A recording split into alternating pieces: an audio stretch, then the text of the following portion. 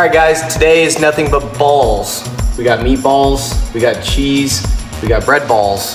So let's put some balls in my mouth. Look at that. We got cheese, we got butter biscuits, and meatballs.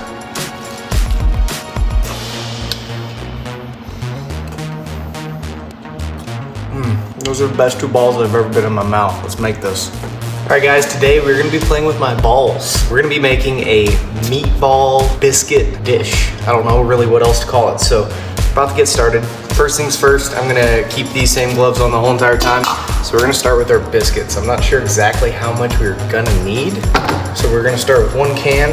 I don't know if I just had abusive dad growing up or y'all's parents did this as well. Instead of beating it on the side, he used to pop it on my head all the time. So I have for these the flaky butter biscuits because butter makes everything taste better, right? We're gonna pop all these guys out, and then what we're gonna be doing with these, and we're gonna be quartering these up. So we're gonna be taking our knife, popping all these into quarters, like so. Once we have that done, we're gonna make nice little balls. But as y'all know, you can't just have one. You have to have 2 balls. So I'll see y'all as soon as I'm done with this. All right guys, now we have a tray full of balls. So now that we have our balls nice and shaped, we're gonna set these balls to the side and make some more balls because who doesn't love a lot of balls? All right guys, so we are gonna take 1 pound of ground beef. We're gonna make it into more little balls. To make our little meatballs, I'm gonna pop this guy open. We're gonna be taking some Italian style breadcrumbs, which is my favorite to use. I think they have the best overall taste. We're gonna be adding some of that.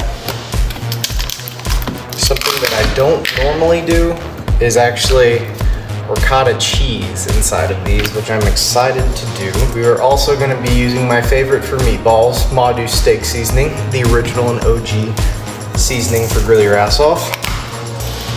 And then for the ricotta cheese, of course there's no easy tab to open this thing. And of course, that never works.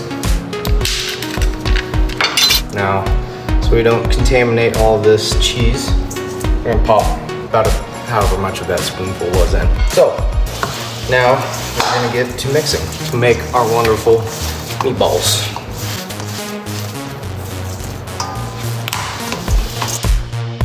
Now that we have this mixed up, I'm gonna go ahead and slide it to the side. Grab a casserole dish.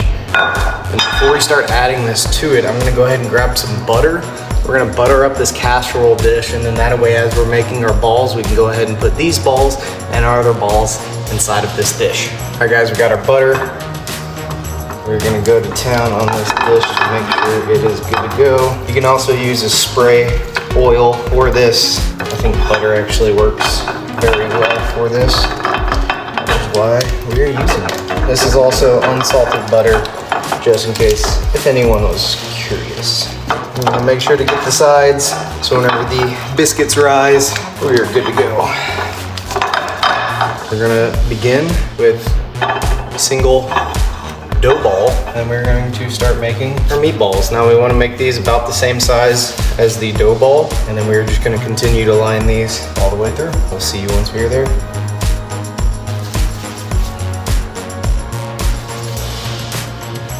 All right guys, so we have 1 layer done.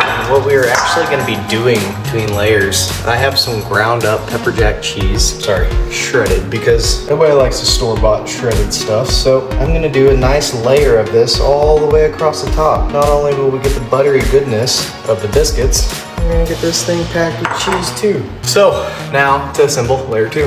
I'm also putting the biscuit on top of the actual meatball itself. Looks like we're gonna have just enough to do 1 more layer whenever it comes to meat wise. All right, just to give you guys a reference, we just ran out of our first can of biscuits. We almost finished, so I'm gonna bust open the second one and then we'll come back to it. All right guys, so we ended up running short, so we got 2 small balls, but it's okay, it's the shaft that matters, right? And we had to do 2 more biscuits outside of the second can to fill this thing up. Now we're gonna top off with our cheese. And we are going to hit it with some Willie Pete chicken seasoning. It's gonna give you that awesome Southwest garlic style flavor. Great finish across the top. All right, there we go. Let's go throw it in the oven. Got the oven at 350. We're gonna be sticking this in for 35 minutes.